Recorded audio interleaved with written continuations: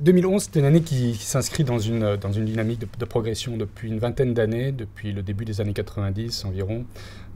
On voit que la fréquentation progresse de façon assez régulière, donc c'est une tendance assez lourde. Pour mémoire, aux années 90, on était à peu près à 120 millions d'entrées, un petit peu moins. 2011, on finit à 215 millions. Pour moi, il y a plusieurs facteurs qui contribuent à cette progression. Il y a d'une part l'accroissement du nombre de spectateurs. Il y a 2 tiers des Français qui vont au cinéma. Et la diversité aussi de ces spectateurs. Même s'il y a toujours une surreprésentativité des jeunes et des cadres, on voit que les seniors, notamment, viennent de plus en plus au cinéma. Donc tout ça, ça contribue à la progression des entrées. Il y a probablement également un effet crise. Le fait que le cinéma reste malgré tout un divertissement accessible, le besoin de sortir, de partager des émotions ensemble, ça, ce sont des éléments qui expliquent, mais qui n'expliquent pas tout, parce qu'on voit bien que dans les autres pays, ce n'est pas le cas, et pourtant, on vit également des crises. Les investissements, probablement les investissements importants qui ont été consentis par les exploitants de salles de cinéma pour toujours plus de confort, toujours plus de meilleur accueil, avec des salles toujours plus belles et des écrans toujours plus grands. Enfin, un élément important qui explique cette progression des entrées, c'est le line-up, les films qui sortent. Et on voit notamment que sur l'année 2011, les films français ont contribué à 40% du box-office, ce qui est tout à fait remarquable comparativement aux autres pays européens, par exemple.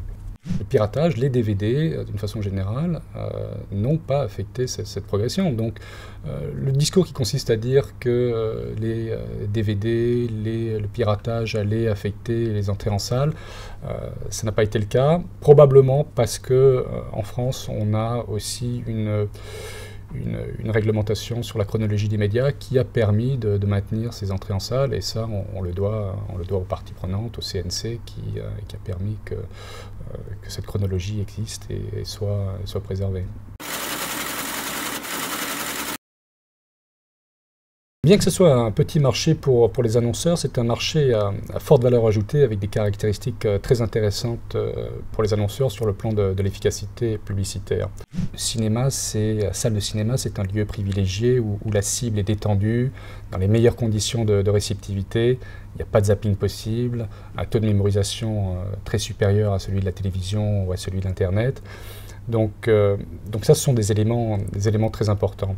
On est dans un monde d'abondance, de contenu, de multiplication des écrans, de points de contact. L'attention est devenue un facteur essentiel. La recommandation sociale est devenue primordiale. Or, le cinéphile, le spectateur, est ce qu'on appelle, en termes pas très jolis, mais un influenceur. Et ça, c'est très important pour les marques. C'est la numérisation et les promesses qui s'y rattachent. D'une part, la flexibilité, là où il fallait 3 semaines pour mettre en place une campagne avec le 35 mm. Aujourd'hui, 5 jours suffisent, ce qui permet de coller au plus près de la communication des marques. La diminution des coûts techniques, qui représentait autrefois jusqu'à 15 à 20% du coût d'une campagne et qui est en très forte diminution, puisque aujourd'hui ces coûts techniques représentent 5%, voire moins du coût d'une campagne. Et puis, je dirais, une demande qui est récurrente de la part des annonceurs, la possibilité, grâce au numérique, d'offrir des dispositifs plus ciblés. Ce n'est pas une nouveauté en soi, le cinéma, par essence, est un média déjà ciblé, mais la flexibilité et la souplesse de mise en œuvre d'une campagne offerte par le numérique nous permet d'aller un peu plus loin dans le ciblage.